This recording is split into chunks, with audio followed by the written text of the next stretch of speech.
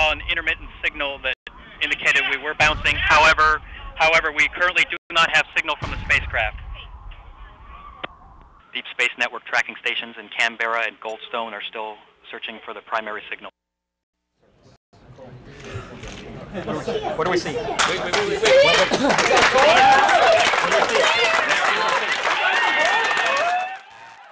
Boy, the Deep Space Network did such a fantastic job for us the night of the Spirit and Opportunity landings. They really saved us.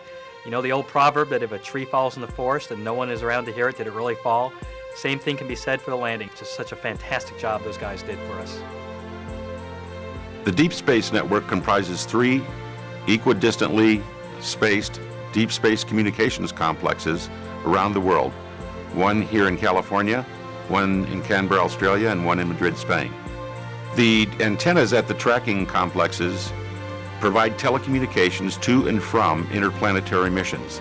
That is, they provide telecommunications with telecommands to the spacecraft, providing uploaded commands to tell the spacecraft what to do. Even though we're widely separated around the globe, the DSN has a family feeling to it. We work together, we share each other's pains, we share each other's successes. We have the common goal of returning the data from deep space.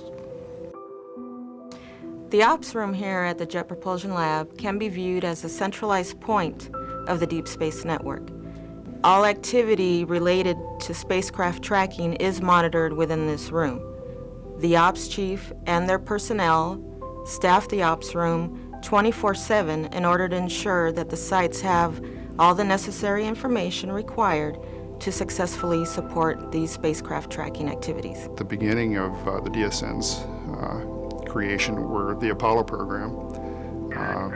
We did have a small tracking network then, nothing of the grand scale we have today.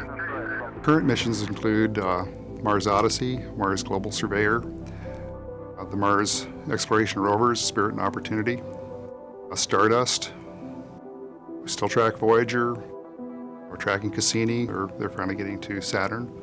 The Deep Space Network is a fabulously sensitive instrument that is used to track 36 spacecraft per year.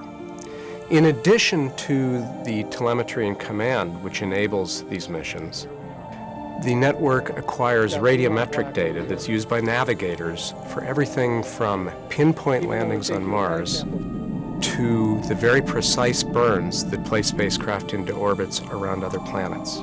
Also, the DSN's radar system at Goldstone is used to characterize the surfaces of other planetary objects, landing sites on Mars, or near-Earth asteroids. The basic concept of a Mars network is really to take the DSN to Mars, and by building an infrastructure of orbiters at Mars that can provide the same kinds of telecommunication services that the DSN does from Earth. The DSN has a tremendous heritage, and in future years, with a combination of radio arrays, laser communications, and orbital relays, missions can expect to return tens, hundreds, maybe even 1,000 times more data than they return today. In my opinion, the Deep Space Network is absolutely the most critical link in the Mars program. All those wonderful images coming back from the Mars spacecraft every day. If it weren't for the Deep Space Network, the kids and the general public wouldn't have all that.